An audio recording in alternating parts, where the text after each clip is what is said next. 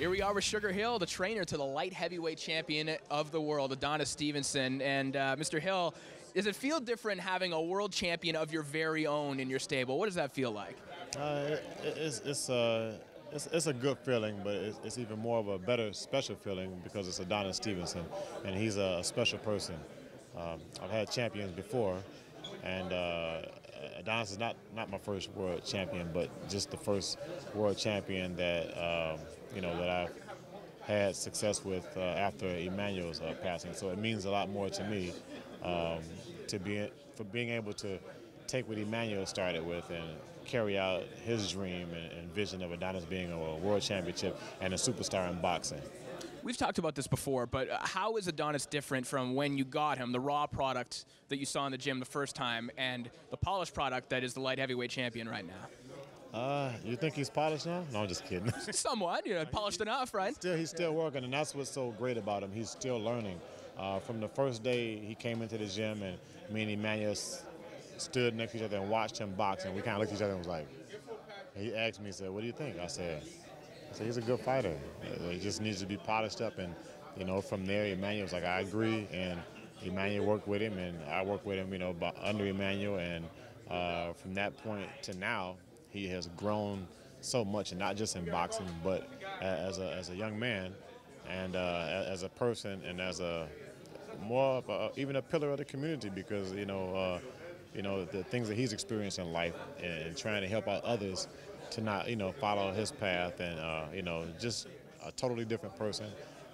He learned a lot from being with Emmanuel as I did, and it shows, and he's continuing to learn from me, and, my methods of training and lifestyle are the same as Emmanuel. So I do see Adonis still growing. That's why I kind of joke with you and say, oh, he's polished now, but he's still learning so much more. With this camp here, he came into the camp and we didn't have to work on things that we worked on last camp, which is an excellent sign.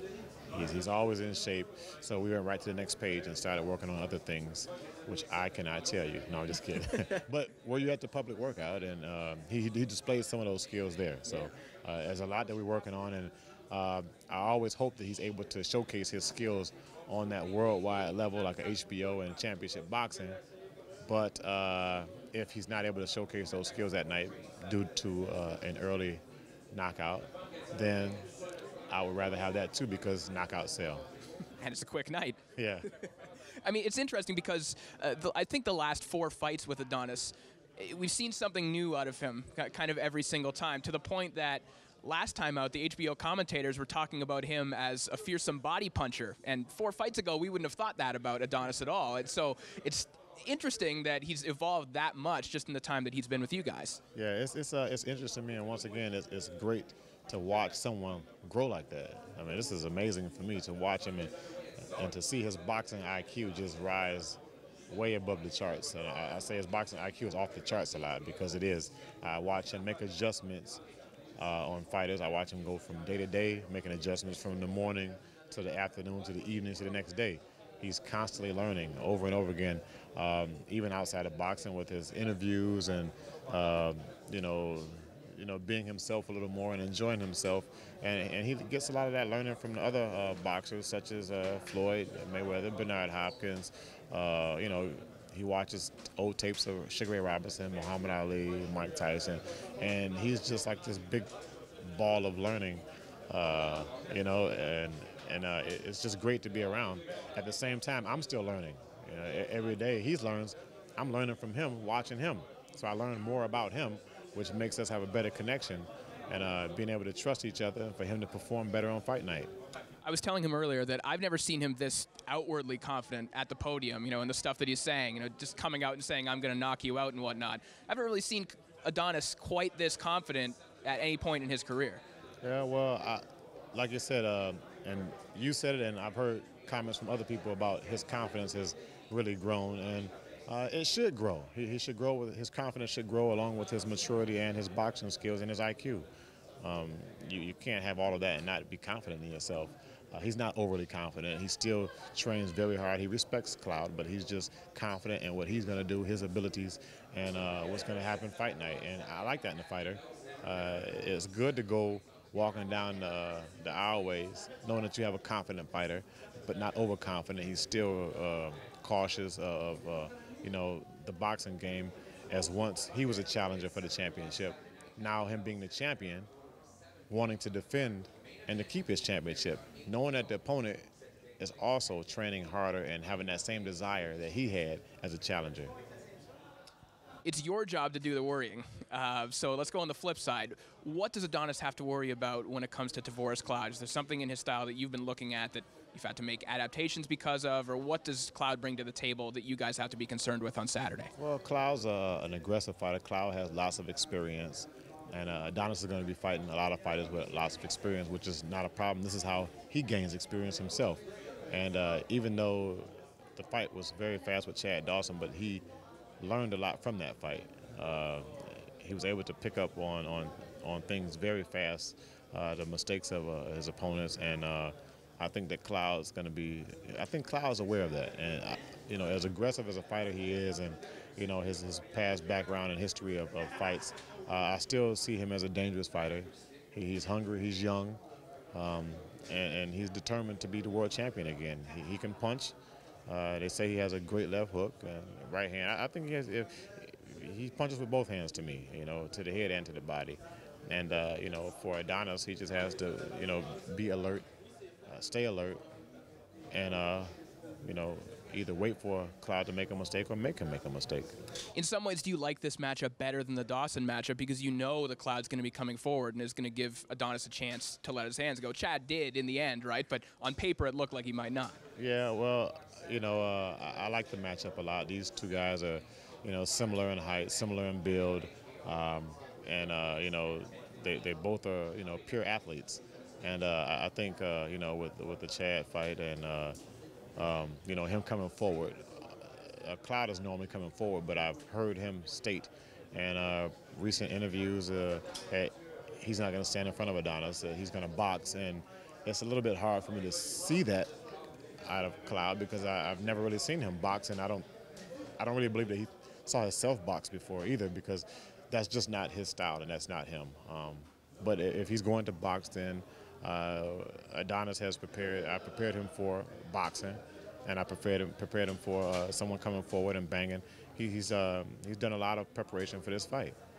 You've been around a lot of great and gifted fighters in the Kronk Gym during your lifetime. And Emmanuel, one of the last times that I talked to him, he said that Adonis reminded him of a young Dick Tiger, just in his physical strength. Is there anyone that Adonis reminds you of when you see him in the gym? Are there bits and pieces of guys that have come through the Kronk that he kind of brings out?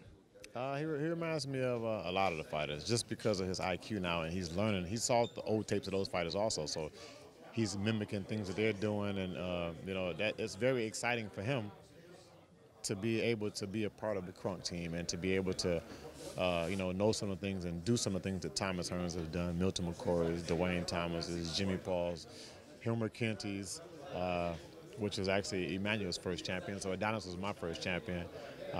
So he's happy to be part of that great tradition and legacy of the Kronk boxing team. And he's always willing to showcase his skills and to uphold that name and that tradition. At the press conference, he wore the old school jersey that Thomas and those guys wore back in the old days. The old Kronk jersey, a little tight, and those guys wore it amateurs and with the world champion on the back. Just let people know that he's the world champion. And you saw what he did the other day at the press conference. I mean, at the workout, he worked out like a world champion and a superstar. Well, lastly, let's talk about the state of the Kronk Gym. Everyone's kind of hoping for the revival of the gym itself and whatnot, and clearly the tradition is alive and well. You've got new gear made. Everything's going well. Tell me about what's happening in the future. Is there going to be a new gym constructed? Where is that at right now in Detroit? There's going to be a new gym coming in the area in Detroit. I can't tell you when exactly, but I've had people willing to help me. Adonis is one of them. He said that he would help me any way possible to get a new gym, which I'm very thankful and grateful of that. Vladimir Klitschko has, also made the same offer, and it just takes having the right place, the right location, and the right building to have a gym. And that was something that me and Emmanuel discussed, prior to him passing, was the location. Location is a main concern for having that gym. It has to be in an area where it's easily accessible to all inner city kids. On a major bus line. Not a bad neighborhood, but a neighborhood where the kids can get to, because in the city of Detroit they've closed down so many recreation centers, which Kronk was one of those recreation centers that they closed, which not quite understanding why they closed the most famous recreation gym in the world, and kept open a few other recreation centers. But with that being said, I don't have a date, but the Kronk Gym is still alive, like you said. I'm still wearing the Kronk logo and the Kronk gear, and Adonis is wearing the Kronk gold shorts out there on championship night on HBO and Big Time Boxing. So just look forward to a new Kronk Gym. When I do have something more concrete and more firmer evidence or something more concrete about when there will be a gym, I will let everyone know, and we're going to have a big grand opening, a big celebration. It's going to be a big event. We're looking forward to it, and looking forward to another electric performance from Adonis on Saturday. Thank you. I'm looking forward to it, too, and I'm looking forward to this electrifying crowd in Montreal. And that was one other thing that Emmanuel always talked to me about, was the two most exciting fight crowds in the world. One being Germany, with him being with the Klitschko, and two being Montreal, which he came here with Adonis on. And I know that he liked Montreal a lot better. Only nothing against Germany, but he liked Montreal better because it was closer to home. It was just only a 2-hour flight, same time zone, and Canada and the United States is part of North America, and it's easy to travel and a lot of other things. And he liked working with Javon, Michelle, and the group gym promotions.